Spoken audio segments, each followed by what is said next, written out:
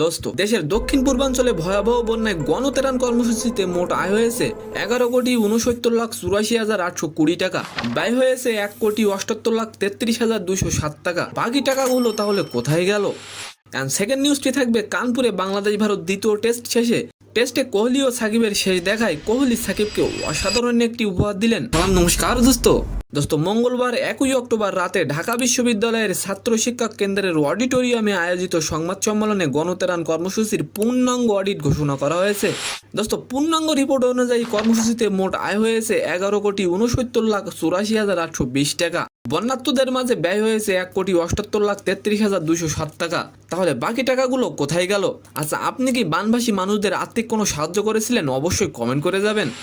দোস্ত, সংবাদ সম্মেলনে ছাত্র আন্দোলনের পক্ষ থেকে জানানো হয় 8 কোটি টাকা ত্রাণ মন্ত্রণালয়ের মাধ্যমে জমা দেওয়া হবে প্রধান উপদেষ্টার ত্রাণ তহবিলে।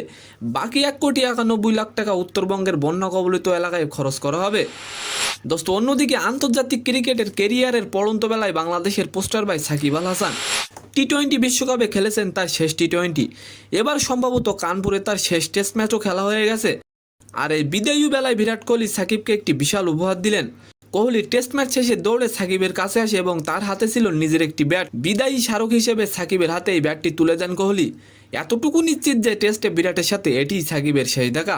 তো সম্মানিত দর্শক, আজকের ভিডিওটি কেমন লাগলো অবশ্যই কমেন্ট বক্সে জানাবেন। আর ভিডিওটি যদি ভালো লাগে অবশ্যই একটি লাইক দিয়ে আমাদের চ্যানেলটিকে সাবস্ক্রাইব করে দিবেন। ধন্যবাদ।